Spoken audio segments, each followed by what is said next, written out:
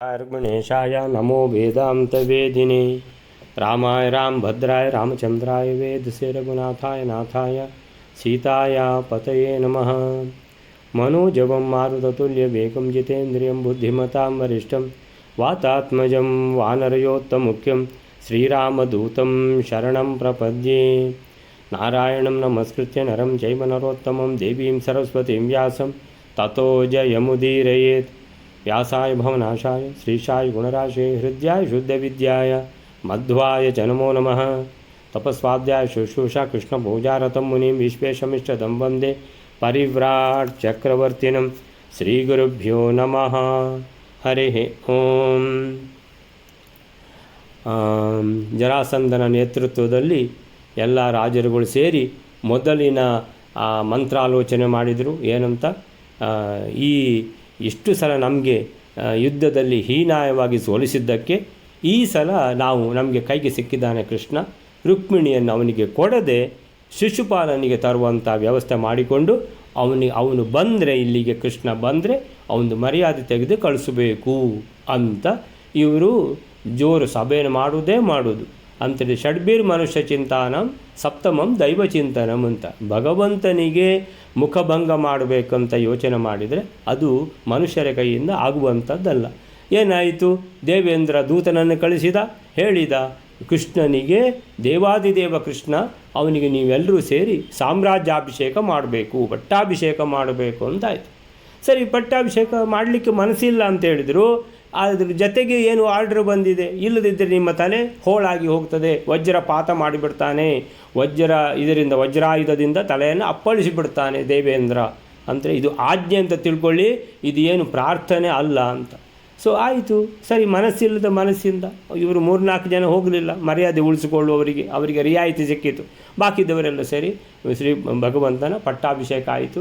ಇವರು ಮರ್ಯಾದೆ ತೆಗಿಬೇಕಂತ ಯೋಚನೆ ಮಾಡಿದರೆ ಅವನು ಯಾವ ದೇಶದ ರಾಜನೂ ಅಲ್ಲ, ಅವನಿಗೆ ಯಾವ ಮರ್ಯಾದೆಯೂ ಬೇಕಾಗಿಲ್ಲ ಅಂತ ಇವರು ಯೋಚನೆ ಮಾಡಿದರೆ ಅವನಿಗೆ ರಾಜಾದಿರಾಜ ಅಂತ ಪಟ್ಟಾಭಿಷೇಕ ಆಯಿತು.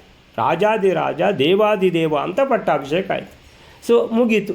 ಸೊ ಇನ್ನೇನು ಮಾಡೋದು ಅಂತೇಳಿದರೆ, ನಾವು ಪ್ರತಿ ಸಲ ಸೋಲುವುದೇ ಆಯ್ತಲ್ಲ, ಹಾಗಾದರೆ ಇನ್ನೀಗ ಸ್ವಯಂವರ ಅಂತೇಳಿದರೆ ಈಗ ಅವನು ಬಂದರೆ ಅವನನ್ನು ಎದುರಿಸಲಿಕ್ಕೆ ನಮ್ಮಿಂದ ಆಗುತ್ತೋ, ಈಗ ಅದರಲ್ಲೇ ಯೋಚನೆ ಮಾಡುವ ಅಂತೇಳಿದರೆ ಇಷ್ಟು ತನಕ ಆದದ್ದೆಲ್ಲ ಅದನ್ನು ಎಣಿಸಿದರೆ ಏನಾಗ್ತದೆ, ಹೇಸಿಗಾಗಿ ಬಿಡ್ತದೆ. ನಮ್ಮ ಹತ್ರ ಏನು ಸಾಮರ್ಥ್ಯ ಇದೆ ಅಂತ ನಾವು ಎಣಿಸ್ಕೋತೀವೋ, ನಮ್ಮ ಹತ್ರ ಏನು ಸಾಮರ್ಥ್ಯ ಇದೆ, ಈ ಥರ ಸಾಮರ್ಥ್ಯ ಇದ್ದರೆ ಈ ಥರ ಆಗ್ತದೆ. ಅವನು ಒಬ್ಬ ಇರುವುದು, ನಾವು ಇಷ್ಟು ಜನ ಇರುವುದು, ಆದರೆ ಅವನೇ ಗೆಲ್ಲುವುದು ಅಂತ ಹೇಳಿದರೆ ಏನಿದು ವಿಷಯ ಅಂತ ಹೇಳಿಬಿಟ್ಟು ಎಲ್ಲ ಯೋಚನೆ ಮಾಡಿಕೊಂಡು ಈಗ ಕೃಷ್ಣನನ್ನು ಹೇಗೆ ಸೋಲಿಸುವುದು, ಶಿಶುಪಾಲನನ್ನು ಹೇಗೆ ರುಕ್ಮಿಣಿಯನ್ನು ಮದುವೆ ಮಾಡುವ ಹಾಗೆ ಮಾಡುವಂಥದ್ದು, ಇದು ಹೇಗೆ, ಇದರ ಬಗ್ಗೆ ನಾವು ಯೋಚನೆ ಮಾಡಬೇಕಂತ ಇದರ ಬಗ್ಗೆ ಯೋಚನೆ ಮಾಡ್ತಾ ಇದ್ದಾರೆ.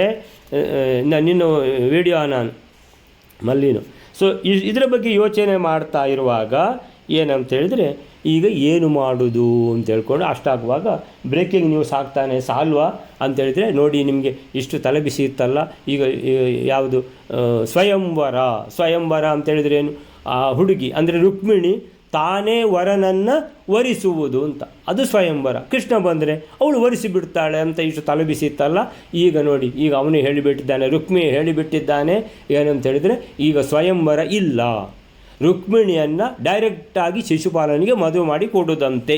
ಆದ್ದರಿಂದ ನಿಮಗೆ ಇನ್ನೂ ಹೆಚ್ಚಿಗೆ ತಲೆಬಿಸಿ ಮಾಡುವ ಅವಶ್ಯಕತೆ ಇಲ್ಲಲ್ವಾ ಅಂತ ಹೇಳ್ತಾನೆ. ಸೊ ಅಲ್ಲಿಗೆ ಅಂತ ಹೇಳಿದರೆ, ಹಾಗಾದರೆ ಭೀಷ್ಮಕ ಒಪ್ತಾನೆ ಇದಕ್ಕೆ ಕೇಳಿದರೆ, ಅರೆ ಭೀಷ್ಮಕ ಯಾವ ಲೆಕ್ಕ, ಅವನಿಗೆ ವಯೋಗತಃ ಅಬಲಃ, ಅವನದು ವಯಸ್ಸು ಹೋಗಿ ಆಗಿದೆ, ಅವನು ಮುದುಕಾಗಿದ್ದಾನೆ, ಅವನಿಗೆ ಯಾವ ಶಕ್ತಿಯೂ ಇಲ್ಲ. ಮಗ ಹೇಳಿದ್ದನ್ನು ಆಗುವುದಿಲ್ಲ ಅಂತ ಹೇಳುವಂತಹ ಅತಿವರ್ತಿತು ಕ್ಷಮಃ ನಚ, ಅವನಿಗೆ ಇಲ್ಲ, ಆ ಸಾಮರ್ಥ್ಯ ಇಲ್ಲ. ಅವನ ಮಗ ಹೇಳಿದಾಗೆ ಕೇಳಲೇಬೇಕು. ಅವನು ಎಷ್ಟು ಮನಸ್ಸಿನೊಳಗಿಂದ ಇಲ್ಲ, ಕೃಷ್ಣನಿಗೆ ಕೊಡಬೇಕಲ್ವ, ಕೃಷ್ಣ ಅಂದರೆ ನಾರಾಯಣ, ರುಕ್ಮಿಣಿ ಅಂದರೆ ಲಕ್ಷ್ಮೀದೇವಿ, ಎಲ್ಲ ಅರ್ಥ ಆಗಿದೆ, ಈ ವಿರಾಟ್ ರೂಪ ನೋಡಿ ಆಗಿದೆ. ಸೊ ಎಲ್ಲ ನೋಡಿ ಆದಮೇಲೂ ಕೂಡ ಅವನ ಮನಸ್ಸು ಚೇಂಜ್ ಆಗ್ತಾನೆ ಅಂತ ಹೇಳಿದರೆ, ಅವನ ಮನಸ್ಸು ಚೇಂಜ್ ಆಗೋದು ಅವಶ್ಯಕತೆಯೇ ಇಲ್ಲ, ಅವನಿಂದ ಏನು ಮಾಡಲಿಕ್ಕೆ ಆಗೋದಿಲ್ಲ. ಅವನ ಮನಸ್ಸನ್ನು ಇಟ್ಟುಕೊಳ್ಳಿ, ರುಕ್ಮಿಣಿಯನ್ನು ಕೃಷ್ಣನಿಗೆ ಕೊಡಬೇಕಂತ ಅವನು ಇಟ್ಕೊಂಡೇ ಏನು ಮಾಡಲಿಕ್ಕಾಗುತ್ತೆ. ಅವನ ಎದುರುಗಡೆ ಇಲ್ಲಿ ರುಕ್ಮಿಣಿಯ ವಿವಾಹ ಶಿಶುಪಾಲನ ಜೊತೆಗೆ ಆಗಿ ಹೋಗ್ತದೆ ಅಂತ ಅಷ್ಟರ ತನಕ ಇವರು ಮಂತ್ರಾಲೋಚನೆ ಮಾಡಿ ಈಗ ಎಣಿಸ್ಕೊಂಡಿದ್ದಾರೆ. ಅಷ್ಟು. ಈಗ ನೆಕ್ಸ್ಟ್ ಶ್ಲೋಕ 74ನೇ ಶ್ಲೋಕ ಏನು ಹೇಳ್ತದೆ ಅಂತ ಹೇಳಿದ್ರೆ, ಸ್ವಯಂ ತು ಕೃಷ್ಣ ಏತ್ಯನು ವಿಜಿತ್ಯ ಕನ್ಯಕಾಂ ಹರೇತ್ ತತೋಸ್ಯ ಪೂರ್ವಮೇವನೋ ಹಿ ಅಭಾವತ ಕೃತ ಶುಭ.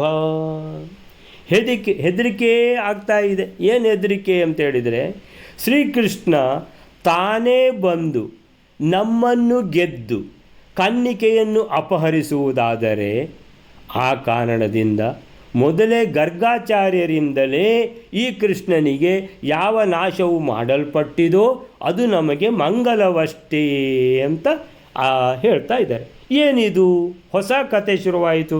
ಗರ್ಗಾಚಾರ್ಯರು ಯಾಕೆ ಇಲ್ಲಿ ಬಂದರು ನೋಡುವ. ಈಗ ಸ್ವಯಂ ತು ಕೃಷ್ಣ ಏತ್ಯ, ಸ್ವಯಂ ತು ಕೃಷ್ಣ, ಸ್ವಯಂ ಕೃಷ್ಣ ಬಂದುಬಿಡ್ತಾನೆ. ಸ್ವಯಂ ತು ಕೃಷ್ಣ ಏತ್ಯ ಬಂದುಬಿಟ್ರೆ, ನಹ ವಿಜಿತ್ಯ ನಮ್ಮನ್ನು ಗೆದ್ದು ಬಿಟ್ಟರೆ, ಕನ್ಯಕಾಂ ಹರೇತ್ ರುಕ್ಮಿಣಿಯನ್ನು ಎತ್ಕೊಂಡು ಹೋಗಿಬಿಟ್ರೆ ಎಲ್ಲ ಯೋಚನೆ ಆಗಲಿಕ್ಕೆ ಶುರುವಾಯಿತು. ಅಂತೇಳಿದರೆ ಇದು ಮಾತ್ರ ಬಹಳ ಒಳ್ಳೊಳ್ಳೆ ಯೋಚನೆಗಳು ಬರಲಿಕ್ಕೆ ಶುರುವಾಯಿತು. ಇಲ್ಲಿ ಕೃಷ್ಣ ಬರ್ತಾನೆ, ಸ್ವಯಂವರ ಕ್ಯಾನ್ಸಲ್ ಆಗಿದೆ, ಹೌದು. ಮದುಮಗ ಯಾರಂದರೆ ಶಿಶುಪಾಲನೆ, ಮದುಮಗಳು ಯಾರಂದರೆ ರುಕ್ಮಿಣಿಯೇ, ಅವರ ಮಧ್ಯದಲ್ಲೇ ಮದುವೆ ಆಗೋದು, ಸ್ವಯಂವರ ಇಲ್ಲ, ಎಲ್ಲ ಸರಿ. ಇವ ಬಂದುಬಿಟ್ಟ ಕೃಷ್ಣ ಮದುವೆ ಮನೆಗೆ ಬಂದು ಹುಡುಗಿಯನ್ನು ಎತ್ಕೊಂಡು ಹೋಗಿಬಿಟ್ಟ. ಏನು ಮಾಡೋದು? ಸ್ವಯಂ ತು ಕೃಷ್ಣ ಏತ್ಯ, ಸ್ವಯಂ ಕೃಷ್ಣ ಬಂದುಬಿಡ್ತಾನೆ. ನಹ ವಿಜಿತ್ಯ ನಮ್ಮನ್ನು ಗೆದ್ದು ಬಿಡ್ತಾನೆ. ನಮ್ಗೆ ಅವನನ್ನು ಸೋಲಿಸ್ಲಿಕ್ಕೆ ಆಗೋದಿಲ್ಲ ಅಂತ ನಮಗೆ ಗೊತ್ತಿದ್ದದೇ ವಿಷಯ ಅದು. ನಹ ವಿಜಿತ್ಯ ಕನ್ಯಕಾಂ ಹರೇತ್, ಕನ್ಯಕಾಂ ಅಂತ ಹೇಳಿದ್ರೆ ರುಕ್ಮಿಣಿಯನ್ನು, ಹರೇತ್ ಅಂದರೆ ಎತ್ತು ಅಪಹರಿಸಿಕೊಂಡು, ಹರತಿ ಅಂದ್ರೇನು ಅಪಹರತಿ ಅಂತೇಳಿದ್ರೆ ಎತ್ತಿಕೊಂಡು ಅಪಹರಿಸಿಕೊಂಡು ಹೋಗಿಬಿಟ್ರೆ, ತತಃ ಅಸ್ಯ ಪೂರ್ವಮೇವ ಅಂತೇಳಿದ್ರೆ ಎಲ್ಲರೂ ಯೋಚನೆ ಮಾಡ್ತಾರೆ. ವಿಷಯ ಹೌದು, ಅವನು ಬಂದರೆ ರುಕ್ಮಿಣಿನ ಅಪಹರಿಸಿಕೊಂಡು ಹೋದರೆ ನಮ್ಮಿಂದ ಏನು ಮಾಡಲಿಕ್ಕಾಗೋದಿಲ್ಲ. ಅಂದರೆ ಸ್ವಯಂವರ ಕ್ಯಾನ್ಸಲ್ ಮಾಡಿಬಿಟ್ಟು ಮದುವೆ ಅಂತ ಮಾಡಿದರೂ ನಮ್ಮ ಪ್ರಾಬ್ಲಮ್ ಸಾಲ್ವ್ ಆಗಲಿಲ್ಲ ಅನ್ನುವಂಥದ್ದು ಸ್ಪಷ್ಟ ಆಗ್ತದೆ ಅವರಿಗೆ. ಅಂದರೆ ಸಮಸ್ಯೆ ಉಳಿದಿದೆ, ಉಪಾಯ ಬಂತು, ಉಪಾಯ ಇರುವಾಗಲೂ ಕೂಡ ಸಮಸ್ಯೆ ಹಾಗೆ ಉಂಟು. ಏನಿದು? ತಥೋ ಅಸ್ಯ ಪೂರ್ವಮೇವ. ಹಾಗಾದರೆ ಏನು ಮಾಡೋದು ಅಂತ ಯೋಚನೆ ಅಂತ ಕೇಳಿದರೆ, ಈಗ ನಿಜವಾದ ಯೋಚನೆಯೇ ಮಾಡಬೇಕು. ಯಾಕಂದರೆ ಅವನನ್ನು ನಮಗೆ ಸೋಲಿಸಲೇ ಆಗೋದಿಲ್ಲ ಅಂತೇಳಿದರೆ ಏನು ಮಾಡಬೇಕಾಗಾದರೆ ಅಂದರೆ ತತಃ ಅಸ್ಯ ಪೂರ್ವಮೇವ, ಅವನು ಬಂದು ರುಕ್ಮಿಣಿಯನ್ನು ಅಪಹರಿಸಿಕೊಂಡು ಹೋಗುವ ಮೊದಲು, ಪೂರ್ವಮೇವ ಈ ಎಲ್ಲ ಸಂಗತಿಗಳು ಆಗುವ ಮೊದಲು, ಅಸ್ಯ ಪೂರ್ವಮೇವ ನಹ ನಾವು ಹಿ ಅಭಾವತ ಕೃತಾಶುಭ, ಅಭಾವತ ಕೃತಾಶುಭ. ಕೃಷ್ಣ ಅಂದರೆ ಯಾರು? ಕೃಷ್ಣ ಅಂತೇಳಿದರೆ ಒಬ್ಬ ಇದ್ದ, ಈಗ ಇಲ್ಲ ಅಂತ. ಅಂದರೆ ಎಲ್ಲಿ ಹೋದ ಗೊತ್ತಿಲ್ಲ ಅಂತ. ಅಲ್ಲಿ ಆಗಿದಲ್ಲ, ಈಗ ಎಲ್ಲಿ ಹತ್ತಿರದಲ್ಲಿ ಅಂತೇಳಿದರೆ ಅವ ಒಬ್ಬ ಇದ್ದ ಅಂತಲ್ವ? ಹೌದು. ಈಗ ಎಲ್ಲಿ ಹೋದ? ಇಲ್ಲ, ಕಾಣಿಸೋದಿಲ್ಲ. ಅಲ್ಲ, ಅವನ ಮನೆಯವರೆಲ್ಲ ಸತ್ತೋದ್ರಂತೆ. ಅವನ ಮನೆಯವರು ಸತ್ತೋದವರ ಬಾಡಿಗೆಲ್ಲ ಏನು ದೇಶದ ಧ್ವಜವನ್ನು ಹಾಕಿ ದೇಶದ ಸೈನಿಕರೆಲ್ಲ ಸಲಾಂ ಹೊಡೆದಿದ್ದೆಲ್ಲ ಆಗೋಯಿತು. ಆದರೆ ಅವನು ಎಲ್ಲಿ ಅಂದರೆ ಅವನು ಬರಲಿಲ್ಲ. ಏನು ನಮ್ಮವರಿಗೆ ಹೆದರಿ ಬರಲಿಲ್ವ? ಗೊತ್ತಿಲ್ಲ. ಅಂದರೆ ಇಲ್ಲಿ ಏನು ಆಲೋಚನೆ ಆಗ್ತಾ ಇದೆ, ಅಲ್ಲಿ ಹಾಗಾಗಿ ಇಲ್ಲಿ ಸಹ ಮಾಡಿಬಿಡುವ. ಏನದು? ಕೃಷ್ಣನನ್ನು ನಹ ಹಿ ಅಭಾವತ ಕೃತಾಶುಭ. ಅವನ ಕೃಷ್ಣ ಅಂತ ಒಬ್ಬ ಇದ್ದ, ಆಮೇಲಿಂದ ಮೊನ್ನೆವರೆಗೆ ಬಂದು ಇಲ್ಲೆಲ್ಲ ಪಟ್ಟಾಭಿಷೇಕ ಎಲ್ಲ ಆಯಿತು, ಆಮೇಲೆ ಅವ ಎಲ್ಲಿ ಹೋದ ಅಂತ ಗೊತ್ತಿಲ್ಲ ಅಂತ. ಹಾಗೆ ಮಾಡಿ ಬಿಡಬೇಕು ಅಂತ. ನಹ ನಾವೆಲ್ಲ ಸೇರಿಕೊಂಡು ಹಿ ಅಭಾವತ ಕೃಷ್ಣನ ಅಭಾವತ. ಕೃಷ್ಣನ ಅಭಾವತ ಅಂದರೆ ಕೃಷ್ಣ ಎಲ್ಲಿದ್ದಾನು ಅಂತ ಗೊತ್ತಿಲ್ಲ ಅಂತ. ಅಭಾವ ಅಂದರೆ ಏನು? ಇಲ್ಲ ಅಂತ. ಅಭಾವತ ಕೃತ ಶುಭ, ಹಾಗೆ ಮಾಡಿದರೆ ಒಳ್ಳೆಯದು ಅಂತ. ಅಂದರೆ ಅವನು ಎಲ್ಲಿದ್ದಾನಂತ ಗೊತ್ತಿಲ್ಲ. ಅಂದರೆ ಏನರ್ಥ ಅಂದರೆ ಜೀವದಲ್ಲಿ ಇದಾನೋ ಇಲ್ವೋ ಗೊತ್ತಿಲ್ಲ ಅಂತ ಹೇಳಿದ್ರೆ ಇವರ ಹಾಗಾದರೆ ಸಂಚು ಏನಂದರೆ ಕೃಷ್ಣ ಇಲ್ಲದಾಗೆ ಮಾಡಿಬಿಡಬೇಕು. ಈ ಥರ ಸಂಚ, ಕೃಷ್ಣನೇ ಇಲ್ಲದಾಗೆ ಮಾಡಿಬಿಡ್ಬೇಕಂತ ಸಂಚ ಈ ರೀತಿ ಆಗ್ತಾ ಇದೆ ನೋಡಿ ಅಂತೇಳಿದರೆ, ಈ ಕೆಟ್ಟವರಿಗೆ ಎಷ್ಟು ಕೆಟ್ಟ ಯೋಚನೆ ಬರಲಿಕ್ಕೆ ಸಾಧ್ಯ ಇದೆ ಅಂತ ಹೇಳೋದಕ್ಕೆ ಇದು ಕೆಟ್ಟ ಯೋಚನೆಯ ಪರಮಾವಧಿ. ಕೃಷ್ಣನನ್ನು ಇಲ್ಲದಾಗೆ ಮಾಡಿಬಿಡುವ ಅಂದರೆ ಕೃಷ್ಣ ಇದ್ದರೆ ತಾನೇ ಬರುವುದು, ನಾಳೆ ಬಂದರೆ ರುಕ್ಮಿಣಿಯನ್ನು ಅಪಹರಿಸಿಕೊಂಡು ಹೋಗುವುದು. ಅಂದರೆ ಕೃಷ್ಣನೇ ಇಲ್ಲದಿದ್ದರೆ ಬರುವುದು ಯಾರು? ಅಪಹರಿಸಿಕೊಂಡು ಹೋಗೋದು ಯಾರು? ಎಲ್ಲ ಸಮಸ್ಯೆ ನಿಮ್ಮದು ಪರಿಹಾರ ಆಯಿತಾ? ಹೌದು, ಪರಿಹಾರ ಆಯಿತು. ಅಂದರೆ ಉಪಾಯ ಹೇಗುಂಟು? ಉಪಾಯ ಫಸ್ಟ್ ಕ್ಲಾಸ್ ಆಗಿದೆ ಆ ಥರದ್ದು. ಸೊ ಏನಿದೆ ಈಗ ಇನ್ನು ಕೃಷ್ಣ ಸ್ವತಃ ಬಂದು ಸ್ವಯಂ ತು ಕೃಷ್ಣ ಏತ್ಯ ನಹ ವಿಜಿತ್ಯ, ನಮ್ಮನ್ನು ಸೋಲಿಸಿ ವಿಜಿತ್ಯ ಕನ್ಯಕಾಂ ಹರೇತ್, ಕನ್ಯಕ ಯಾರು? ರುಕ್ಮಿಣಿ. ಅವಳನ್ನು ಅಪಹರಿಸಿಕೊಂಡು ಹೋಗಿಬಿಟ್ರೆ ಏನು ಮಾಡುವುದು ಅಂತೇಳಿದ್ರೆ ಎಲ್ಲರೂ 2 ನಿಮಿಷ ಯೋಚನೆ ಮಾಡಿದರು. ಆಮೇಲಿಂದ ಉಪಾಯ ಬಂತು. ತತಃ, ಓ ಹಾಗುಂಟಾ, ಹಾಗಾದರೆ ಅಸ್ಯ ಪೂರ್ವಮೇವನು, ಈ ಥರ ಘಟನೆ ನಡೆಯುವ ಮೊದಲೇ ಅಸ್ಯ ಪೂರ್ವಮೇವ ನಹ, ನಮಗೆ ಏನು ಮಾಡಬೇಕು? ಹಿ ಅಭಾವತ ಕೃತ ಶುಭ, ಶುಭಾಕೃತ, ಇದು ಒಳ್ಳೆಯದು. ಏನು ಒಳ್ಳೆಯದು? ಅಭಾವತ ಕೃತ, ಅವನು ಇಲ್ಲ ಅಂತ ಮಾಡಿಬಿಡಬೇಕು ಅಂತಂದರೆ ಈ ರೀತಿ ಘಟನೆ ನಡೆಯುವುದಕ್ಕಿಂತ ಮುಂಚೆಯೇ ಪೂರ್ವಮೇವ ಅವನನ್ನು ಅಸ್ಯ ಇಲ್ಲವಾಗಿಸುವುದು. ಇಲ್ಲವಾಗಿಸುವುದಂದರೆ ಅಭಾವತ, ಅಂದರೆ ಕೃಷ್ಣ ಅಂತ ಒಬ್ಬ ಇದ್ದ, ಈಗ ಗೊತ್ತಿಲ್ಲ ಅಂತ, ಇವತ್ತು ಗೊತ್ತಿಲ್ಲ. ಓ ಹಾಗೆಯಾ? ಸೊ ಅವನನ್ನು ಇಲ್ಲವಾಗಿಸುವುದು ಒಳ್ಳೆಯದು, ಅವನು ಇಲ್ಲ ಅಂತ ಮಾಡಿಸ್ಬೇಕು, ಅದು ಬಹಳ ಒಳ್ಳೆಯದು ಅಂತ ಹೇಳ್ತಾ ಇದ್ದಾರೆ. ಅಂದರೆ ಎಲ್ಲಿವರೆಗೆ ತಲುಪಿದ್ದಾರೆ ಅಂದರೆ ಕೃಷ್ಣನನ್ನು ಕೊಲ್ಲಿಸಿ ಬಿಡಬೇಕು ಅಂತ ಹೇಳ್ಕೊಂಡು ಕೃಷ್ಣನನ್ನು ಕೊಲ್ಲಿಸಿ ಬಿಡಬೇಕಾ ಅನ್ನುವಂಥ ವಿಷಯ. ಸೊ 74ನೇ ಶ್ಲೋಕ ಆಯಿತು. 75ನೇ ಶ್ಲೋಕ. ಉಪಾಯ ಏಷ ಚಿಂತಿತೋ ಮಯಾತ್ರ ಮಾಗಧೇಶ್ವರ ಮುನಿಂ ಹಿ ಗರ್ಗನಾಮಕಂ ಹಿ ಅಮುಷ್ಯ ಶಾಲ ಆಕ್ಷಿಪತ್. ಅಂದರೆ ಎಲ್ರಿಗೂ ಯೋಚನೆ ಕೃಷ್ಣನನ್ನು ಇಲ್ಲದಾಗೆ ಮಾಡಿಸುವುದು ಅಂತ ಹೇಳ್ಕೊಂಡು, ಯಾರಿಗಾದರೂ ಒಂದು ತಲೆಗೆ ಹೊಳಿಬೇಕಿದ್ದರೂ ಏನಾದರೂ ಒಂದು ಅಂಥ ದೊಡ್ಡ ಬದಲಾವಣೆ ಆಗಿರಬೇಕು. ಏನಿದು ರಾತ್ರಿ 1 ಗಂಟೆ 5 ನಿಮಿಷದಿಂದ 1 ಗಂಟೆ 30 ನಿಮಿಷದೊಳಗೆ 25 ನಿಮಿಷದೊಳಗೆ ಇಷ್ಟೊಂದು ಏನು ಬದಲಾವಣೆಗಳು ಆಗಿಬಿಡ್ತಾ ಅಂತ ಎಲ್ಲರೂ ಯೋಚನೆ ಮಾಡ್ತಾ ಇದ್ದಾರೆ. ಆಗ ಏನು ಹೇಳ್ತಾರಂದರೆ ಉಪಾಯ ಏಷ ಚಿಂತಿತೋ, ಈ ರೀತಿ ಒಂದು ಉಪಾಯ ಏನು ಆಗಿದೆ. ಉಪಾಯ ಏಷ ಚಿಂತಿತಃ ಅಂತೇಳಿದರೆ, ಎಲೈ ಜರಾಸಂಧನೇ, ಈ ವಿಷಯದಲ್ಲಿ ನಾನೊಂದು ಉಪಾಯ ಮಾಡಿದ್ದೇನೆ ಅಂತ ಆ ಸಾಲ್ವ ಹೇಳ್ತಾ ಇದ್ದಾನೆ. ಏನದು ಅಂತೇಳಿದರೆ, ಮಯಾ ಅತ್ರ ಮಾಗಧೇಶ್ವರ. ಮಾಗಧೇಶ್ವರ ಅಂದರೆ ಏ ಜರಾಸಂಧ, ನೀನು ಯೋಚನೆ ಮಾಡ್ತಾ ಇದೆಯಲ್ವ, ಅಂದರೆ ಈ ಥರ ಎಂಥದ್ದು ಅಂಥ ಒಂದು ಬದಲಾವಣೆ ಏನಾಯಿತು ಅಂತ ತಿಳ್ಕೊಂಡು ಆಗಿದೆ. ನಿನ್ನೆ ರಾತ್ರಿ ಬದಲಾವಣೆ, ನಿನ್ನೆ ರಾತ್ರಿ ಅಲ್ಲಿದ್ದರೆ ಮೊನ್ನೆ ರಾತ್ರಿ ಆಗಿದೆ ಬದಲಾವಣೆ. ಏನದು ಅಂತೇಳಿದರೆ ಉಪಾಯ ಏಷ ಚಿಂತಿತಃ, ಅಂದರೆ ಈ ಉಪಾಯಕ್ಕೆ, ಈ ರೀತಿ ಉಪಾಯ ಯಾಕೆ ನನ್ನ ತಲೆಯಲ್ಲಿ ಬಂತು ಅಂತ ಹೇಳ್ತೇನೆ. ಮಯಾ ಅತ್ರ, ನನ್ನಿಂದ ಹೀಗೆ ಉಪಾಯ ಯಾಕೆ ಹೇಳಲ್ಪಟ್ಟಿತು ಹೇಳ್ತೇನೆ. ಮುನಿಂಹಿ ಗರ್ಗನಾಮಕಂ, ಒಬ್ಬ ಮುನಿ ಇದ್ದ ಗರ್ಗನಾಮಕ. ಅಯ್ಯೋ ಗೊತ್ತಿದೆ ನಮಗೆ, ಗರ್ಗಾಚಾರ್ಯರಲ್ವಾ ಯಾರು? ಅವ್ರದ್ದು ಕೃಷ್ಣ ಯಾದವರಿಗೆ, ವೃಷ್ಣಿ ಕುಲಕ್ಕೆ ಎಲ್ಲ ಪುರೋಹಿತರಲ್ವ ಅವರು, ಗರ್ಗಾಚಾರ್ಯರು. ಅದೇ ಗರ್ಗಾಚಾರ್ಯರು ಅಂದರೆ ಈಗ ಗರ್ಗಾಚಾರ್ಯರದ್ದು ಏನು ಸಂಗತಿಯಪ್ಪ? ಮುನಿಂಹಿ ಗರ್ಗನಾಮಕಂ, ಗರ್ಗಾಚಾರ್ಯರು ಅವರ ಹೆಸರು, ಅಂದರೆ ಬಹಳ ದೊಡ್ಡ ಮುನಿಯವರು. ಗರ್ಗನಾಮಕಂ ಅವರ ಹೆಸರು ಗರ್ಗ ಅಂತೇಳಿ, ಗರ್ಗಾಚಾರ್ಯರು. ಹಿ ಅಮುಷ್ಯ ಶಾಲ ಆಕ್ಷಿಪತ್. ಆ ಗರ್ಗಾಚಾರ್ಯರನ್ನು ಒಂದು ಸಭೆಯಲ್ಲಿ ಅವರ ಶಾಲ ಅಂತ ಹೇಳಿದ್ರೆ ಭಾವಮೈದುನ ಆಕ್ಷಿಪತ್, ಆಕ್ಷೇಪಿಸಿದ್ದಾನೆ ಅಂತ ಹೇಳಿದರೆ ಮರ್ಯಾದೆ ತೆಗೆದಿದ್ದಾನೆ. ಆಕ್ಷಿಪತಿ ಅಂದರೆ ಒಬ್ಬ ದೊಡ್ಡ ಋಷಿಗಳನ್ನು ಆಕ್ಷೇಪ ಮಾಡಿಬಿಟ್ಟ ಅಂತೇಳಿದರೆ ಅವರ ಮರ್ಯಾದೆ ತೆಗೆದಿದ್ದಾನೆ. ಅದು ಹೇಗೂ ಇರ್ಬೋದು. ಸೊ ಮರ್ಯಾದೆ ತೆಗೆದಿದ್ದಾನೆ. ಯಾರ್ದು? ಗರ್ಗಾಚಾರ್ಯರದ್ದು. ಅರೇ ಎಲ್ಲ ಅಂತೇಳಿದ್ರೆ ಜರಾಸಂಧ ಯೋಚನೆ ಮಾಡ್ತಾನೆ, ಅಲ್ಲಿ ಇವ ಏನು ಹೇಳಲಿಕ್ಕೆ ಹೊರಟಿದ್ದಾನೆ? ನಾವು ಕೃಷ್ಣನ ಬಗ್ಗೆ ಮಾತಾಡಿದರೆ ಇವ ಕೃಷ್ಣನ ಪುರೋಹಿತರ ವಿಷಯ ಮಾತಾಡ್ತಾ ಇದ್ದಾನೆ ಅಂತೇಳಿದರೆ, ಊಟ ಆಯಿತಾ ಅಂತ ಒಬ್ಬರು ಕೇಳಿದ್ರಂತೆ. ಅದಕ್ಕೆ ಇವ ಮುಂಡಾಸು 30 ಮೊಳ ಅಂತ ಹೇಳಿದ. ಅರೆ ಪ್ರಶ್ನೆ ಏನು ಕೇಳಿದ್ದು, ಉತ್ತರ ಏನು ಕೊಡುವಂಥದ್ದು. ಅಂದರೆ ಪ್ರಶ್ನೆ ಕೇಳಿದ್ದು ಅಂತೇಳಿದ್ರೆ ಕಿವಿಯೇ ಕೇಳಲಿಲ್ವಾ ಅಂದರೆ ಏನೋ ಒಂದು ಉತ್ತರ, ಅವನು ಬಾಯಲ್ಲಿ ಏನು ಮಾತಾಡಿದ್ದಾನೆ ಅಂತ ಯೋಚನೆ ಮಾಡಿಕೊಂಡು ಒಂದು ಉತ್ತರ ಹೇಳಿಬಿಡ್ತೇನೆ ಅಂತ.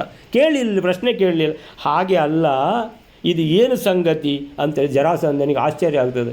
ಏನು ಹೇಳ್ತಾ ಇದ್ದಾನೆ, ಬಕ್ವಾಸ ಹೇಳ್ತಾ ಇದ್ದಾನೆ ಅಂತ. 75ನೇ ಶ್ಲೋಕಕ್ಕೆ. ಮಗಧ ದೊರೆಯಾದ ಜರಾಸಂಧನೇ, ಹೇ ಮಾಗಧೇಶ್ವರ, ಈ ವಿಷಯದಲ್ಲಿ ಉಪಾಯ ಏಷ ಚಿಂತಿತೋ ಮಯ ಅತ್ರ ಅಂದರೆ ಇಲ್ಲಿ ಅಂತ ಅರ್ಥ. ಇಲ್ಲಿ ಅಂತ ಹೇಳಿದರೆ ಈಗ ನಾವು ಏನು ವಿಷಯ ಚಿಂತೆ ಮಾಡ್ತಾ ಇದ್ದೇವೆ, ಕೃಷ್ಣನನ್ನು ಹೇಗೆ ಸೋಲಿಸುವುದು ನಂಬರ್ 1. ಎರಡನೇದೇನು, ಶಿಶುಪಾಲನಿಗೆ ರುಕ್ಮಿಣಿ ಮದುವೆ ಆಗುವ ಹಾಗೆ ಹೇಗೆ ಮಾಡೋದು. ಅಷ್ಟಾಗುವಾಗ ಏನು ಬಂತು ಸಮಸ್ಯೆ, ಕೃಷ್ಣ ಬಂದು ಬಿಟ್ಟರೆ, ನಮ್ಮನ್ನು ಸೋಲಿಸಿಬಿಟ್ರೆ, ಅವಳನ್ನು ಎತ್ತಿಕೊಂಡು ಹೋಗಿಬಿಟ್ರೆ, ರುಕ್ಮಿಣಿಯನ್ನು ಮದುವೆ ಯಾರಿಗೆ ಮಾಡೋದು, ಶಿಶುಪಾಲನಿಗೆ ಒಟ್ಟಿಗೆ ಕೂತ್ಕೊಳ್ಳಿಕ್ಕೆ ರುಕ್ಮಿಣಿಯೇ ಇಲ್ಲ ಅಂತ ತಿಳ್ಕೊಂಡು ಇದು ಸಮಸ್ಯೆ ಎದುರಾದರೆ ಈ ಸಮಸ್ಯೆಗೆ ನಾನು ಉತ್ತರ ಹೇಳ್ತೇನೆ ಅಂತ ಹೇಳ್ತಾ ಇದ್ದಾನೆ. ಉಪಾಯ ಏಷ ಚಿಂತಿತಃ, ನಾನೊಂದು ವಿಷಯ ಹೇಳ್ತೇನೆ, ಉಪಾಯ ಹೇಳ್ತೇನೆ. ಉಪಾಯ ಏಷ, ಈ ವಿಷಯದಲ್ಲಿ, ಚಿಂತಿತಃ ಅಂದರೆ ನನಗೆ ಒಂದು ಹೊಳೆದಿದೆ, ನಾನು ಅದನ್ನು ಹೇಳ್ತೇನೆ ನಿನಗೆ. ಮಯಾ ಚಿಂತಿತಃ, ನನಗೆ ಇದು ಉಪಾಯ ಹೊಳೆದಿದೆ. ಉಪಾಯ ಏಷ, ಈ ವಿಷಯದಲ್ಲಿ, ಮಯಾ ಚಿಂತಿತಃ, ನನಗೆ ಹೊಳೆದಿದೆ, ನನ್ನಿಂದ ಏನು ಚಿಂತೆ ಮಾಡಲ್ಪಟ್ಟಿದೆ ಅಂದರೆ ನನಗದು ಸಿಕ್ಕಿದೆ ವಿಷಯ. ಏನಂತ, ಮುನಿಂಹಿ ಗರ್ಗ ನಾಮಕಂ, ಒಬ್ಬ ಗರ್ಗ ಅಂತೇಳುವ ಮುನಿ ಇದ್ದಾನೆ. ಅವನ ಶಾಲ ಅಂತ ಹೇಳಿದ್ರೆ ಸಾಲ ಅಂತ ಹೇಳ್ತೇವೆ ಹಿಂದಿಯಲ್ಲಿ. ಅರೆ ಸಾಲ ಅಂತ ಹೇಳಿದ್ರೆ ಏನು, ಹೆಂಡತಿಯ ತಮ್ಮ ಅಂತ. ಅಂದರೆ ಹೆಂಡತಿ ಅಂತ ಹೇಳಿದರೆ ಗಂಡನಿಗೆ ಭಾರಿ ಹತ್ತಿರ. ಹೆಂಡತಿಯ ಅಪ್ಪ ಅಮ್ಮ, ಹೆಂಡತಿಯ ಅಣ್ಣ ತಮ್ಮ ಎಲ್ಲರೂ ಹತ್ತಿರ, ಅವರ ಬಗ್ಗೆ ಮಾತಾಡಲಿಕ್ಕಿಲ್ಲ. ಮಾತಾಡಿದರೆ ಹೆಂಡತಿ ಹೊಡೆದು ಬಿಡ್ತಾಳೆ, ಊಟ ಹಾಕೋದಿಲ್ಲ. ಅದಕ್ಕೋಸ್ಕರ ಹೆಂಡತಿಯ ಅಣ್ಣ ಅಂತ, ಹೆಂಡತಿಯ ತಮ್ಮ ಅಂತ ಹೇಳಿದರೆ ಎಲ್ಲದಕ್ಕೂ ಅಬ್ಜೆಕ್ಟ್ ಮಾಡುವವರು ಅಂತ ಲೆಕ್ಕ ಅವರು. ಅಂತ ಹೇಳಿದರೆ ಅವರಿಗೆ ಏನು ಅಂತ, ಅವ್ರ ವಿಷಯದಲ್ಲಿ ಮಾತಾಡಲಿಕ್ಕೆ ಆಗೋದಿಲ್ಲ ಇವನಿಗೆ, ಗಂಡನಿಗೆ. ಯಾಕಂದರೆ ಮಾತಾಡಿದರೆ ಹೆಂಡತಿಗೆ ಕೋಪ ಬರ್ತದೆ. ಅರೆ ನನ್ನ ತಮ್ಮಂದು ಮರ್ಯಾದೆ ಯಾಕೆ ತೆಗೆಯೋದು ಅಂತ ಹೇಳ್ಬಿಟ್ಟು. ಅದಕ್ಕೋಸ್ಕರ ಮುನಿಮಿಹಿ ಗರ್ಗ ನಾಮಕಂ, ಈ ಅಮುಷ್ಯ, ಆ ಗರ್ಗಾಚಾರ್ಯದ ಸಂಗತಿ.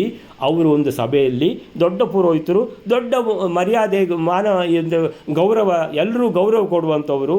ಅವರಿಗೆ ಅವರ ಭಾವ ಶಾಲ ಆಕ್ಷಿಪತ್ ಏನು ಮಾಡಿದ್ದಾನೆ ಅಂತ ಹೇಳಿದರೆ ಅವರ ಮಾತನ್ನು ಅಲ್ಲಗಳೆದಿದ್ದಾನೆ, ಅಂದರೆ ಅಪಹಾಸ್ಯ ಮಾಡಿದ್ದಾನೆ ಅಂತ ಹೇಳಿದ್ರೆ ನಗೆಪಾಟಲು ಮಾಡಿಬಿಟ್ಟಿದ್ದಾನೆ, ಆಕ್ಷೇಪ ಮಾಡಿದ್ದಾನೆ, ಮರ್ಯಾದೆ ತೆಗೆದಿದ್ದಾನೆ ಅಂಥೇಳಿ. ಹೀಗೆ ಈ ವಿಷಯ ಜರಾಸಂಧ ಇನ್ನೂ ಯೋಚನೆ ಮಾಡ್ತಾನೇ ಇದ್ದಾನೆ. ಏನು ಪ್ರಶ್ನೆಗೆ ಏನು ಉತ್ತರ, ಇವನಿಗೇನಾದರೂ ತಲೆ ಕೆಟ್ಟಿದೆಯಾ ಅಂತ ಕೇಳಿದರೆ ಅದು ಏನದು ಸ್ವಲ್ಪ ಸ್ಪಷ್ಟವಾಗಿ ಹೇಳಬೇಡಪ್ಪ, ಏನು ನಿಂದು ಅಂತ. ಯದಾಸ್ಯ ಷಂಡತೋದಿತ ಮುನೇ ಪುರೋಹಿತಸ್ಯ ಚ ಪರೇಣ ವೃಷ್ಣಯೋ ಅಹಸನ್ ಚುಕೋಪಗರ್ಗ ಯೇಷು ಹಿ.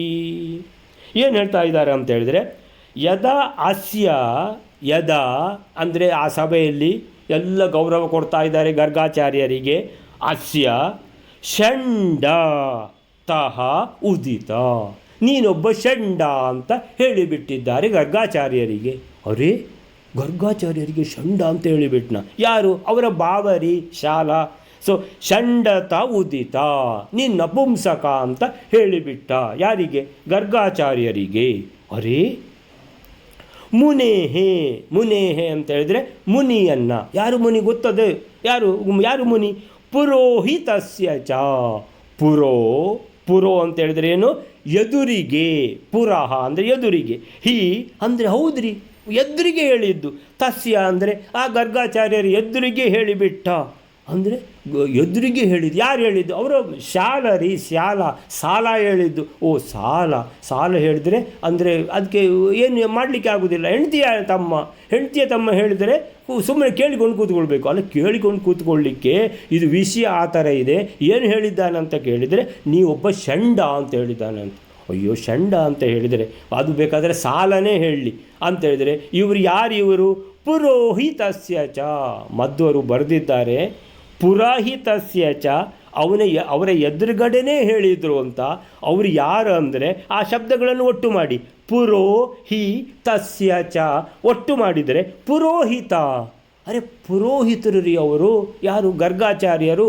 ಅಂದರೆ ತಸ್ಯ ಚ ಅವರ ಎದುರುಗಡೆನೇ ಹೇಳಿದ್ದು. ಅವರ ಅಂದರೆ ಪುರೋಹಿತ, ಗರ್ಗಾಚಾರ್ಯ ಅಂದರೆ ಪುರೋಹಿತರು ಅವರು ಅಂತೇಳಿದರೆ ದೊಡ್ಡ ಜನ ಪುರೋಹಿತರು. ಇಡೀ ಕುಟುಂಬದ ಅಷ್ಟೂ ಕುಟುಂಬಗಳಿಗೆ ಒಬ್ಬರು ಪುರೋಹಿತರು, ಕುಲ ಪುರೋಹಿತರು ಅಂತ.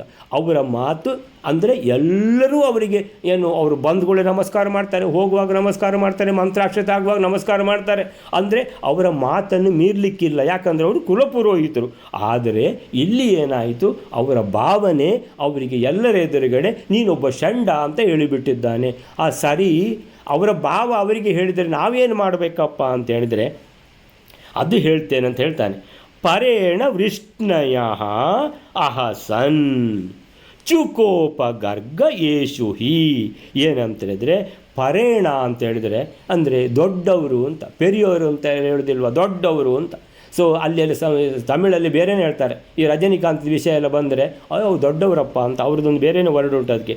ಪರೇಣ ವೃಷ್ಣಯ ಅಂತೇಳಿದರೆ ವೃಷ್ಣಯ ಅಂತೇಳಿದರೆ ವೃಷ್ಣಿಕುಲದ ಯಜಮಾನ ಯಾರು, ಶ್ರೀಕೃಷ್ಣ, ಅವರ ಎದುರುಗಡೆ ಆದದ್ದು ಅಂತೇಳಿದರೆ ಶ್ರೀಕೃಷ್ಣ ಅದಕ್ಕೆ ಹೇಳಬೇಕಾಗಿತ್ತಲ್ಲ, ನೋಡಪ್ಪ ಅವರು ಕುಲಪುರೋಹಿತರು, ಅವರ ವಿಷಯದಲ್ಲಿ ನೀನು ಹೀಗೆ ಮಾತಾಡಬಾರ್ದು ಅಂತ ಹೇಳಿದ್ದಾರಾ? ಇಲ್ಲ ರೀ, ಶ್ರೀಕೃಷ್ಣ ಪರಮಾತ್ಮ ಅಲ್ಲೇ ಇದ್ದರು, ಅವರ ಎದುರುಗಡೆನೇ ದೊಡ್ಡವರು ಯಾರು, ಕೃಷ್ಣ ಪರಮಾತ್ಮ. ಅವರು ಅಹಸನ್ ಅಂತೇಳಿದರೆ ಅವರೇ ಹೇಳಿ ಇವನು ಹೇಳಿದಾಗೆ ಆಗಿದೆ. ಅಹಸನ್ ವೃಷ್ಣಯ ಅಹಸನ್, ಅಹಸನ್ ಅಂತೇಳಿದರೆ ನಕ್ಕು ಬಿಟ್ಟರು. ಅಂದರೆ ಕೃಷ್ಣನಿಂದ ಕೂಡಿ ಈ ಭಾವ ಅಂತೇಳಿದರೆ ಅವನು ವೃಷ್ಣಿಕುಲದವ, ವೃಷ್ಣಿಕುಲದ ಭಾವ ಯಾರು, ಗರ್ಗಾಚಾರ್ಯರ ಹೆಂಡತಿಯ ತಮ್ಮ ಅಥವಾ ಅಣ್ಣ. ಇವನು ಶಾಲ ಯಾರಿದ್ದಾನೆ ಅವನು ವೃಷ್ಣಿಕುಲದವ. ವೃಷ್ಣಿಕುಲದವರು ಎಲ್ಲರೂ ಬಂದಿದ್ದಾರೆ, ಯಾದವರೆಲ್ಲ ಬಂದಿದ್ದಾರೆ, ಯಾದವರು ದೊಡ್ಡವರು ಬಂದಿದ್ದಾರೆ. ಯಾರು ದೊಡ್ಡವರು ಅಂದರೆ ಯಾರು ಅಂದರೆ ಶ್ರೀಕೃಷ್ಣ ಕೂಡ, ಶ್ರೀಕೃಷ್ಣನ ಎದುರುಗಡೆನೇ ಆಗಿದೆ ಇದೆಲ್ಲ ಸಂಗತಿ. ಅಂದರೆ ಗರ್ಗಾಚಾರ್ಯರಿಗೆ ಏನು ಅವರ ದೃಷ್ಟಿ ಕೃಷ್ಣನ ಮೇಲೆ ಬಿತ್ತು. ಕೃಷ್ಣ ಇರುವಾಗ ಕೃಷ್ಣನ ಎದುರುಗಡೆ ಅವರ ಪುರೋಹಿತರಿಗೆ ಯಾರಾದರೂ ಹೀಗೆ ಆಕ್ಷೇಪ ಮಾಡುವಂಥದ್ದನ್ನು ಕೃಷ್ಣ ಅಲ್ಲಗಳಿಬೇಕಿತ್ತಲ್ವಾ ಅಂತೇಳಿದರೆ ಕೃಷ್ಣನೇ ಹೇಳಿ ಮಾಡಿಸಿದ್ದಾನ ಇದು ಹಾಗಾದರೆ ಅಂತ ಡೌಟು ಬಂದಿದೆ ಅವರಿಗೆ. ಡೌಟು ಬಂದುಬಿಟ್ಟು ಎಲ್ಲ ಮಿಸ್ಅಂಡರ್ಸ್ಟ್ಯಾಂಡಿಂಗು ಡೌಟುಗಳು ದೊಡ್ಡದಾಗಿ ಬಿಡ್ತವೆ. ಅಂತೇಳಿದರೆ ಕೃಷ್ಣ ಅವನು ನಿಜವಾಗಿ ಹೇಳಿದ್ದಾನೋ ಇಲ್ಲವೋ, ಅಥವಾ ಕೃಷ್ಣನಿಗೆ ಅವರಿಗೆ ಸಮಾಧಾನ ಹೇಳೋದಾ ಇವರಿಗೆ ಸಮಾಧಾನ ಹೇಳೋದಾ ಗೊತ್ತಾಗದೆ ಸುಮ್ಮನಿದ್ದಾನೋ, ಅಥವಾ ಕೃಷ್ಣ ಏನಂತೇಳಿದರೆ ಅವನು ಏನು ಹೇಳಿದ್ದಾನೆ ಅಂತ ಬೇರೆ ಬೇರೆ ಯೋಚನೆ ಇರುವಾಗ ಕೃಷ್ಣ ಅಂತೇಳಿದ್ರೆ ಏನು, ಇಡೀ ಭಗವಂತ ಎಲ್ಲ ಯೋಚನೆ ಇರುವಂಥ ಭಗವಂತನಿಗೆ ಇದು ಕೇಳಿಸಿದೆಯೋ ಇಲ್ಲವೋ. ಕೃಷ್ಣನಿಗೆ ಭಗವಂತನಿಗೆ ಕೇಳಿಸದೇ ಇರಲಿಕ್ಕೆ ಸಾಧ್ಯ ಇಲ್ಲ, ಆದರೆ ಬಾಕಿದ್ದವರಿಗಾದರೆ ಅವರಿಗೆ ಕೇಳಿಸದೇ ಇರ್ಬೋದು ವಿಷಯ. ಅವರು ಅಂತೇಳಿ ಎಲ್ಲನೂ ಕೇಳ್ತದ. ಸೊ ಕೇಳಿಸದೇ ಇರ್ಬೋದು, ಅಥವಾ ಕೇಳಿಸಿದ್ರು ಏನಪ್ಪ ಸಮಜಾಯಿಸಿ ಹೇಳೋದು, ಯಾರಿಗಂತ ಹೇಳೋದು, ಅವ್ರಿಗೆ ಹೇಳೋದಾ ಇವರಿಗೆ ಹೇಳೋದಾ ಅಂತ ಸುಮ್ಮನೆ ಇರ್ಬೋದು. ಅಂತೂ ಭ್ರಮೆ ಏನು ಬಿದ್ದಿದೆ ಅಂತ ಹೇಳಿದರೆ ಅವರೇ ಹೇಳಿ ಮಾಡಿಸಿದ್ದು, ಇಲ್ಲಿದ್ರೆ ಅವರು ಯಾಕೆ ಸುಮ್ಮನೆ ಇರ್ತಾರೆ ಅಂತ ಅವರ ಮೇಲೆ ಈ ರೀತಿ ಮಿಸ್ಅಂಡರ್ಸ್ಟ್ಯಾಂಡಿಂಗ್ ದೊಡ್ಡದಾಗಿ ಬಿಟ್ಟು ಕೋಪಕ್ಕೆ ತಿರುಗಿತು. ಚುಕೋಪ ಅಹಸನ್ ಚುಕೋಪ. ಗರ್ಗಾಚಾರ್ಯರು ಪುರೋಹಿತರು ಕುಲಪುರೋಹಿತರಿಗೆ ಸಿಟ್ಟು ಬಂದುಬಿಡ್ತು ಕೃಷ್ಣನ ಮೇಲೆ. ಚುಕೋಪ ಗರ್ಗ ಯೇಷು ಹಿ. ಗೊತ್ತಾಯ್ತಾ? ಈಗ ನೀವು ಆಲೋಚನೆ ಮಾಡ್ತಿದ್ರಲ್ಲ, ನೀವೆಲ್ಲ ಕೃಷ್ಣನ ಬಗ್ಗೆ ಮಾತಾಡುವಾಗ ನಾನು ಅವರ ಪುರೋಹಿತರು ಗರ್ಗಾಚಾರ್ಯರ ಬಗ್ಗೆ ಯಾಕೆ ಮಾತಾಡ್ತಿದ್ದೇನೆ ಅಂತ ಅಂದರೆ ನಿಮಗೆ ಕನೆಕ್ಷನ್ ಸಿಗಲಿಲ್ಲ ಅಲ್ವಾ? ಈಗ ಸಿಕ್ಕಿತ ಕನೆಕ್ಷನ್. ಅಂದರೆ ಗರ್ಗಾಚಾರ್ಯರಂದರೆ ಕೃಷ್ಣನ ಇಡೀ ಯಾದವ ಕುಲದ ವೃಷ್ಣಿ ಕುಲದ ಪುರೋಹಿತರು. ಅವರಿಗೆ ಅವರ ಭಾವ ಅವನು ಕೂಡ ಈ ಯಾದವ ಕುಲದಿಂದ ವೃಷ್ಣಿ ಕುಲದಿಂದ ಬಂದವ. ಸೊ ಅವರೆಲ್ಲ ಒಟ್ಟಿದ್ದರು, ಕೃಷ್ಣನೂ ಇದ್ದ. ಕೃಷ್ಣನ ಎದುರುಗಡೆನೆ ತನ್ನ ಭಾವನಿಗೆ ಅವನು ಹೇಳಿದ್ದಾನೆ ನೀನು ಷಂಡ ಅಂತ. ಆದರೆ ಕೃಷ್ಣ ಸುಮ್ಮನಿದ್ದ ಕಾರಣ ಗರ್ಗಾಚಾರ್ಯ ಏನು ತಿಳ್ಕೊಂಡ್ರು ಅಂತ ಹೇಳಿದ್ರೆ ಕೃಷ್ಣನೇ ಹೇಳಿ ಇವನು ಈ ರೀತಿ ಹೇಳಿದ್ದು, ಕೃಷ್ಣನ ಪ್ರೇರಣೆ ಇಲ್ಲದೆ ಈ ರೀತಿ ಹೇಳಲಿಕ್ಕೆ ಸಾಧ್ಯ ಇಲ್ಲ, ಪ್ರಚೋದಿಸಿದವ ಕೃಷ್ಣ ಸುಮ್ಮನಿದ್ದಾನೆ ಆದ್ದರಿಂದ ಅಂಥೇಳಿ ಕೋಪ ನೆತ್ತಿಗೇರಿತು ಗರ್ಗಾಚಾರ್ಯರಿಗೆ. ಹೇಳಿದ್ದು ಶಾಲ, ಕೋಪ ನೆತ್ತಿಗೇರಿದ್ದು ಕೃಷ್ಣನ ಮೇಲೆ. ಚುಕೋಪ ಗರ್ಗ ಯೇಷು ಹಿ. ಈ 76ನೇ ಶ್ಲೋಕಕ್ಕೆ ಏನು ಹೇಳ್ತಾರೆ ಅಂತ ಹೇಳಿದ್ರೆ, ಪುರೋಹಿತರಾದ ಗರ್ಗ ಮುನಿಗೆ ಪುರೋಹಿತಸ್ಯ ಮುನೇಹೇ ಏನಾಯಿತು, ಅವನ ಎದುರುಗಡೆನೆ ಗರ್ಗಾಚಾರ್ಯರ ಎದುರುಗಡೆನೆ ಪುರ ಹಿ ತ ಅಂತೇಳಿದರೆ ಪುರ ಹಿ ತಸ್ಯ ಅವರ, ಹಿ ಅಂದರೆ ಖಂಡಿತ, ಪುರ ಅಂದರೆ ಎದುರುಗಡೆನೆ, ಅವರ ಎದುರುಗಡೆನೆ ಏನಂತ ಹೇಳಿದ, ಷಂಡತ ಉದಿತ, ನಪುಂಸಕ ಅಂತ ಹೇಳಿದ. ಪರೇಣ ವೃಷ್ಣಯ ಅಹಸನ್, ಅಹಸತ್ ಅಂದರೆ ಒಬ್ಬ ನಗುದು, ಅಹಸತಾಮ್ ಅಂದರೆ ಇಬ್ಬರು ನಗುದು, ಅಹಸನ್ ಅಂತ ಹೇಳಿದ್ರೆ ಎಲ್ಲರೂ ನಗುದು. ಸೊ ಅಹಸನ್ ಎಲ್ಲರೂ, ವೃಷ್ಣಯ ಅಂತೇಳಿದರೆ ಪರೇಣ ಕೃಷ್ಣನಿಂದ ಕೂಡಿದ, ಪರೇಣ ಅಂದರೆ ದೊಡ್ಡವರು ಅಂತ, ದೊಡ್ಡವರು ಅಂದರೆ ಯಾರಿಗೆ ಹೇಳಿದ್ದು, ಕೃಷ್ಣನಿಗೆ. ಸೊ ದೊಡ್ಡವರು ಇದ್ದಾರಪ್ಪ ಅಂತೇಳಿದರೆ ಎಲ್ಲರೂ ಇದ್ದಾರೆ, ಎಲ್ಲ ಯಾದವರು ಬಂದಿದ್ದಾರೆ, ಕೃಷ್ಣ ಕೂಡ ಇದ್ದಾನೆ, ಪರೇಣ ಅವರು ಕೂಡ ಇದ್ದಾರೆ ಅಂತೇಳಿದರೆ ಕೃಷ್ಣನೂ ನಕ್ಕಿದ್ದಾನೆ. ಅವನು ನಕ್ಕಿದ್ದಾನೋ ಇಲ್ಲೋ ಗೊತ್ತಿಲ್ಲ, ಅಂತೂ ಇವರು ಏನು ನೆನೆಸಿಕೊಂಡಿದ್ದಾರೆ ಅಂದರೆ ಕೃಷ್ಣನೇ ಹೇಳಿ ಮಾಡಿಸಿದ್ದು, ಕೃಷ್ಣನೇ ಈ ರೀತಿ ಏನಂದ್ರೆ ಆಕ್ಷೇಪ ಮಾಡುವ ಹಾಗೆ ಮಾಡಿದ್ದು, ಮರ್ಯಾದೆ ತೆಗೆದದ್ದು, ಪುರೋಹಿತರ ಮರ್ಯಾದೆ ತೆಗೆದದ್ದು ಯಾರು ಅಂದರೆ ತೆಗೆದವ ಶಾಲ, ಕೋಪ ಬಂದದ್ದು ಯಾರ ಮೇಲೆ, ಕೃಷ್ಣನ ಮೇಲೆ ಅಂತೇಳಿದೆ. ಚುಕೋಪ ಗರ್ಗಾಚಾರ್ಯರಿಗೆ ಕೃಷ್ಣನ ಮೇಲೆ ಕೋಪ ಬಂದಿದೆ. ಸೊ ಈ ರೀತಿ ಶ್ಲೇಷ್ಮ ಯಮಕ ಗರ್ಭಿತ ಅನ್ನುವಂಥ ಅಲಂಕಾರ ಯಾವುದಿದು, ಪುರೋಹಿ ತಸ್ಯ ಚ ಅಂತೇಳಿದರೆ ಅವರ ಎದುರುಗಡೆನೇ ಹೇಳಿದ್ದು ಅಂತ ಶಬ್ದಗಳನ್ನು ಒಟ್ಟು ಮಾಡಿದರೆ ಪುರೋಹಿತಸ್ಯ ಅವರ ಪುರೋಹಿತರು ರೀ ಇವರು ಅಂತ. ಸೊ ಎರಡೆರಡು ಅರ್ಥ ಬರುವ ಹಾಗೆ ಇದು ಸ್ಪೆಷಲ್ ಯೂಸೇಜಲ್ಲಿ ಮಾಡಿದ್ದಾರೆ ಮಧ್ವರು. ನಂತರ ಹಾಗಾದರೆ ಈಗ ಕೃಷ್ಣ ಗರ್ಗಾಚಾರ್ಯರ ಹತ್ರ ಸಿಕ್ಕಿಬಿದ್ದ ಅಂತ ನೀನು ಹೇಳ್ತಾ ಇದೀಯಾ, ಜರಾಸಂಧ ಕೇಳ್ತಾನೆ. ಹೀಗೆ ಕನೆಕ್ಷನು. ಸೊ ಮುಂದೇನಾಯ್ತಪ್ಪ ಹೇಳು ಅಂತ ಹೇಳಿದರೆ, ಚಕಾರ ಚ ಪ್ರತಿಶ್ರವಂ ಸಮಾರ್ಜಯೇ ಸುತಂ ಧೃತಂ ಅಕೃಷ್ಣತಾಂ ಯ ಆನಯೇತ್ ಭುವೋಪಿ ವೃಷ್ಣಿನಾಶಕಃ. ಭಾಳ ಕುತೂಹಲ ಇರುವಂತಹ ಈ ಶ್ಲೋಕ ಇದು. ಚಕಾರ ಏನಂತ ಹೇಳ್ತಾರೆ ಅಂತ ಹೇಳಿದರೆ, ಆ ಕೃಷ್ಣನ ಮುಂಭಾಗದಲ್ಲಿ ಗರ್ಗಾಚಾರ್ಯರಿಗೆ ನಪುಂಸಕತ್ವವು ಯಾವಾಗ ಹೇಳಿಸಲ್ಪಟ್ಟಿತೋ ಆಗ ಕೃಷ್ಣನಿಂದ ಪ್ರೇರೇಪಿಸಲ್ಪಟ್ಟ, ಕೃಷ್ಣನಿಂದ ಕೂಡಿಕೊಂಡೆ ಆ ಯಾದವ ಹೇಳಿದ್ದಾನೆ ಶಾಲ ಅಂತ ಹೇಳ್ಕೊಂಡು ಯಾದವರೆಲ್ಲ ನಕ್ಕರು. ಗರ್ಗಾಚಾರ್ಯರು ಯಾದವರಲ್ಲಿ ಕೋಪ ಮಾಡಿದ್ದಾರೆ ಅಂದರೆ ಕೃಷ್ಣನ ಮೇಲೆ ಪೂರ್ತಿ ಕೋಪ ಹರಿದಿದೆ ಅಂತ ಹಿಂದಿನ ಶ್ಲೋಕದಲ್ಲಿ ಆಗಿದೆ. ಈ ಶ್ಲೋಕದಲ್ಲಿ ಯಾವನು ಯಾದವರಿಗೆ ನಾಶಕನಾಗಿ ಭೂಮಿಯನ್ನು ಕೃಷ್ಣರಹಿತವನ್ನಾಗಿ ಹೊಂದಿಸಿಕೊಂಡುವನೋ ಅಂಥ ಮಗನನ್ನು ಶೀಘ್ರದಲ್ಲಿ ಹೊಂದುವೆನು ಎಂದು ಪ್ರತಿಜ್ಞೆಯನ್ನು ಮಾಡಿದರು. ಏನು ಹೇಳಿದ್ದು ಗರ್ಗಾಚಾರ್ಯರಿಗೆ? ಷಂಡ ಅಂತ, ನನ್ನನ್ನು ನಪುಂಸಕ ಷಂಡ ಅಂತ ಹೇಳಿದ್ದು ನನ್ನ ಹೆಂಡತಿಯ ತಮ್ಮನೇ ಸಾಲ. ಆದರೆ ಅವನು ಯಾದವರ ಗುಂಪಿಗೆ ಸೇರಿದವನು, ಯಾದವರ ಗುಂಪಿನ ಯಾರು ಲೀಡರ್ ಶ್ರೀಕೃಷ್ಣ ಅವನು ಜೊತೆಗೆ ಇದ್ದಾನೆ. ಎಲ್ಲರೂ ಒಟ್ಟಾಗಿ ನಕ್ಕು ಬಿಟ್ಟಿದ್ದಾರೆ, ಅಪಹಾಸ್ಯ ಮಾಡಿದ್ದಾರೆ, ನನ್ನ ಗೌರವಕ್ಕೆ ಚ್ಯುತಿ ತಂದಿದ್ದಾರೆ, ನನಗೆ ಮರ್ಯಾದೆ ತೆಗೆದಿದ್ದಾರೆ ತುಂಬಿದ ಸಭೆಯಲ್ಲಿ ಅಂತ ಹೇಳಿಬಿಟ್ಟು ಏನಾಯಿತು, ಗರ್ಗಾಚಾರ್ಯರಿಗೆ ಚಕಾರಹಿ ಪ್ರತಿಶ್ರವಂ. ಚಕಾರಹಿ ಪ್ರತಿಶ್ರವ ಅಂದರೆ ಪ್ರತಿಜ್ಞೆ ಮಾಡಿದರು. ಭೀಷ್ಮ ಪ್ರತಿಜ್ಞೆ ಎಲ್ಲ ಕೇಳಲಿಲ್ವ, ದ್ರೋಣರ ಪ್ರತಿಜ್ಞೆ ಕೇಳಿದ್ದೆವು ನಾವು. ಸೊ ಇದು 4ನೇ ಪ್ರತಿಜ್ಞೆ. ಏನದು ಅಂತೇಳಿದ್ರೆ ಗರ್ಗಾಚಾರ್ಯರ ಪ್ರತಿಜ್ಞೆ. ಪ್ರತಿಶ್ರವಂ ಅಂದರೆ ಪ್ರತಿಜ್ಞೆಯನ್ನು, ಚಕಾರ ಅಂದರೆ ಮಾಡಿದರು, ಪ್ರತಿಜ್ಞೆ ಮಾಡಿಬಿಟ್ರು. ಏನಂತ ಹೇಳಿದ್ದಾನೆ? ಷಂಡ ಅಂತ ಹೇಳಿದಾನಲ್ಲ. ಸಮಾರ್ಜಯೇ ಸುತಂ ಧ್ರುವಂ. ಸಮಾರ್ಜಯೇ ಅಂದರೆ ಆರ್ಜಯೇ ಅಂತೇಳಿದರೆ ಆರ್ಜನ ಅಂತೇಳಿದರೆ ಸಂಪಾದನೆ ಅಂತ ಅರ್ಥ. ಸಮಾರ್ಜಯೇ ಅಂದರೆ ನಾನು ಸಂಪಾದಿಸುತ್ತೇನೆ, ನಾನು ಪಡೆಯುತ್ತೇನೆ. ಏನು? ಸುತಂ ಧೃತಂ ಅಂದರೆ ಕೂಡಲೇ ನಾನು ಪಡೆಯುತ್ತೇನೆ. ಏನು? ಸುತಂ ಅಂದರೆ ಮಗನನ್ನು ಪಡೆಯುತ್ತೇನೆ. ಏನಂತ ಹೇಳಿದ್ದು? ಷಂಡ ಅಂತ ಹೇಳಿದರೆ ಮಗನನ್ನು ಪಡೀಲಿಕ್ಕೆ ಸಾಧ್ಯ ಇಲ್ಲ ಅಂತ. ಆ ಥರ ಇದ್ದವರಿಗೆ ಮಾತ್ರ ನಪುಂಸಕರಿಗೆ ಷಂಡ ಅಂತ ಹೇಳೋದು. ನನ್ನನ್ನು ಷಂಡ ಅಂತ ಹೇಳಿದ್ದನಲ್ಲ, ನಾನು ಕೂಡಲೇ ಒಬ್ಬ ಮಗನನ್ನು ಪಡೆಯುತ್ತೇನೆ ಅಂದರೆ ಷಂಡ ಅಲ್ಲ ಅಂತ ಪ್ರೂವ್ ಮಾಡಬೇಕಲ್ಲ, ಅದಕ್ಕೆ. ಸೊ ಪ್ರತಿಜ್ಞೆ ಮಾಡಿದ್ದಾರೆ ಗರ್ಗಾಚಾರ್ಯರು. ಏನಂತ ಹೇಳಿದರೆ ಧೃತಂ ಕೂಡಲೇ, ಸುತಂ ಸಮಾರ್ಜಯೇ ಒಬ್ಬ ಮಗನನ್ನು ಪಡೆಯುತ್ತೇನೆ. ಎಂಥ ಮಗನನ್ನು ಪಡೆಯುತ್ತೇನೆ ಅಂತ ಹೇಳಿದರೆ ಅಕೃಷ್ಣತಾಂಯ ಆನಯೇತ್ ಅಂತೇಳಿದರೆ ಈ ಭೂಮಿಯಲ್ಲಿ ಕೃಷ್ಣ ಇಲ್ಲ ಅಂತ ಹೇಳಿಸುವ ಮಗನನ್ನು. ಈಗ ಕನೆಕ್ಷನ್ ಸಿಕ್ಕಿತಾ ಅಂತೇಳಿದರೆ ಅವರು ಏನು ಯೋಚನೆ ಮಾಡಿದ್ದು ಎಲ್ಲರೂ ಅಂತೇಳಿದರೆ ಕೃಷ್ಣನೇ ಇಲ್ಲದಾಗೆ ಮಾಡಿಬಿಡಬೇಕು.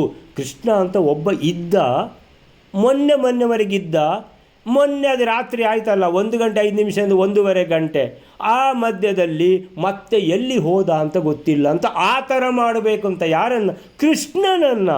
ಅರೆ ಕೃಷ್ಣನನ್ನು ಆ ಥರ ಮಾಡಲಿಕ್ಕಾಗುತ್ತಾ? ಸೊ ಅಕೃಷ್ಣತಾಮ್ಯ ಆನಯೇತ್ ಅಂತ ಹೇಳಿದ್ರೆ ಏನು, ಈ ಭೂಮಿಯಲ್ಲಿ ಕೃಷ್ಣ ಒಬ್ಬ ಇದ್ದ ಅಂತ ಪಾಸ್ಟ್ ಟೆನ್ಸಲ್ಲಿ ಮಾತ್ರ, ಪ್ರೆಸೆಂಟ್ ಟೆನ್ಸಲ್ಲಿ ಇಲ್ಲ. ಅಂದರೆ ವರ್ತಮಾನ ಕಾಲದಲ್ಲಿ ಇಲ್ಲ, ಭವಿಷ್ಯತ್ ಕಾಲದಲ್ಲಿಯೂ ಇಲ್ಲ ಅಂತೇಳಿದ್ರೆ ಈ ಭೂಮಿಯಲ್ಲಿ ಭುವೋಪಿ ಅಂತ ಹೇಳಿದ್ರೇನು, ಈ ಭೂಮಿಯ ಮೇಲೆ. ಆಮೇಲೆ ವೃಷ್ಣಿನಾಶಕಃ ಸುತಂ ಅಂದರೆ ನನಗೊಬ್ಬ ಮಗ ಬರಬೇಕು, ನಾನು ಮಗನನ್ನು ಪಡಿತೇನೆ. ಎಂಥ ಮಗ ಅಂತೇಳಿದರೆ ಇಡೀ ಯಾದವ ಕುಲವನ್ನೇ ನಾಶ ಮಾಡುವ ವೃಷ್ಣಿನಾಶಕಃ. ವೃಷ್ಣಿ ಅಂದರೆ ಯಾದವ ಕುಲದಲ್ಲಿ ಒಂದದು ಸಬ್ ಸೆಕ್ಟ್ ಅದು. ಸೊ ಆ ವೃಷ್ಣಿ ಅನ್ನುವಂಥ ಕುಲ ಅಂದರೆ ಯಾದವರ ಕುಲವನ್ನು ನಾಶ ಮಾಡುವಂತಹ, ಈ ಭೂಮಿ ಮೇಲೆ ವೃಷ್ಣಿಗಳು ಯಾದವರೇ ಇಲ್ಲ ಅಂತ ತಿಳ್ಕೊಂಡು ಮಾಡುವಂತಹ. ಯಾದವರೇ ಇಲ್ಲ ಅಂತೇಳಿದರೆ ಯಾದವರ ಲೀಡರ್ ಯಾರು? ಇವನು ಕೃಷ್ಣ, ಅವನು ಕೂಡ ಇಲ್ಲ ಅಂತ. ಅಕೃಷ್ಣತಾಂ ಯ ಆನಯೇತ್. ಆನಯ ಅಂದರೆ ನಯತಿ ಅಂತೇಳಿದರೆ ಕೊಡುವುದು ಅಂತ, ಅಥವಾ ತಗೊಂಡು ಹೋಗೋದು ಅಂತ. ಆನಯ ಅಂತೇಳಿದರೆ ಆನಯತಿ ಅಂದರೆ ತರುವುದು ಅಂತ ಅರ್ಥ, ಕೊಡುವುದಲ್ಲ ತರುವುದು ಅಂತ. ಆನಯತಿ, ನಯತಿ ಅಂದರೆ ತಗೊಂಡು ಹೋಗೋದು, ಆನಯತಿ ಅಂದರೆ ತಗೊಂಡು ಬರೋದು. ಅಲ್ಲ, ಹಾಗಾದರೆ ಇದು ಎಂಥದ್ದು ತಗೊಂಡು ಬರೋದು ಅಂದರೆ, ಕೃಷ್ಣನೇ ಇಲ್ಲ, ಇಡೀ ಯಾದವರೆಲ್ಲ ಸತ್ತು ಹೋದರು, ಎಲ್ಲರನ್ನೂ ನಾಶ ಮಾಡಿ ಬಂದೆ ಅಂತಹ ಸುದ್ದಿಯನ್ನು ಹಿಡಿದುಕೊಂಡು ಬರುವಂಥ ಮಗ ನಾನು ಸಂಪಾದಿಸ್ತೇನೆ. ಅಂದರೆ ಯಾಕೆ ಈ ಸಿಟ್ಟು ಬಂದದ್ದು? ಷಂಡ ಅಂತ ಹೇಳಿದ ಅಂತ. ಷಂಡ ಅಂತ ಹೇಳಿದರೆ ನಾನು ಒಂದು ಮಗನನ್ನು ಪಡಿತೇನೆ, ಅಲ್ಲಿಗೆ ಷಂಡ ಅಲ್ಲ ಅಂತಾಯಿತು. ಅಷ್ಟಕ್ಕೆ ನಿಲ್ಲಿಸಲಿಲ್ಲ, ನನ್ನನ್ನು ಏನು ಮಾಡಿದ್ದಾರೆ? ಅಪಹಾಸ್ಯ ಮಾಡಿದ್ದಾರೆ. ಸೊ ಏನು ಪ್ರತಿಜ್ಞೆ ಮಾಡಬೇಕೀಗ ನಾನು? ಅಪಹಾಸ್ಯ ಮಾಡಿದ್ದಕ್ಕೆ ಅಪಹಾಸ್ಯ ಮಾಡಿದವರು ಎಲ್ಲರೂ ನಾಶ ಆಗಿ ಹೋದರು ಅಂತ. ಎಂಥ ಕೋಪ ನೋಡಿ, ಭಯಂಕರ ಕೋಪ. ಸೊ ಭಯಂಕರ ಕೋಪದಲ್ಲಿ ಏನೆಲ್ಲ ಎಣಿಸಿಕೊಂಡು ಬಿಟ್ರು ಅಂತ ಹೇಳಿದ್ರೆ ಎಣಿಸಲಿಕ್ಕೆ ಸಾಧ್ಯ ಇಲ್ಲ. ಅದಕ್ಕೆ ಹೇಳೋದು, ಕೋಪ ಅನ್ನುವಂಥದ್ದು ಬಹಳ ಕೆಟ್ಟ ವಸ್ತುವಿನಲ್ಲಿ ಕೋಪ ಅಂತ ಬರ್ತದೆ. ಎಲ್ಲ ಅರಿಷಡ್ವರ್ಗಗಳು ಪ್ರತಿಯೊಂದು ಕೆಟ್ಟದ್ದೇ, ಅದರಲ್ಲಿಯೂ ಸಹ ಕ್ರೋಧ ಅನ್ನುವಂಥದ್ದು ಬಹಳ ಕೆಟ್ಟದ್ದು. ನಮ್ಮನ್ನು ಏನು ಮಾಡ್ತದೆ ಅಂತ ಹೇಳಿದ್ರೆ ಮತಿ ವಿಭ್ರಮ ಮಾಡಿಬಿಡ್ತದೆ, ನಮಗೆ ಹುಚ್ಚಿ ಹಿಡಿಸಿಬಿಡ್ತದೆ.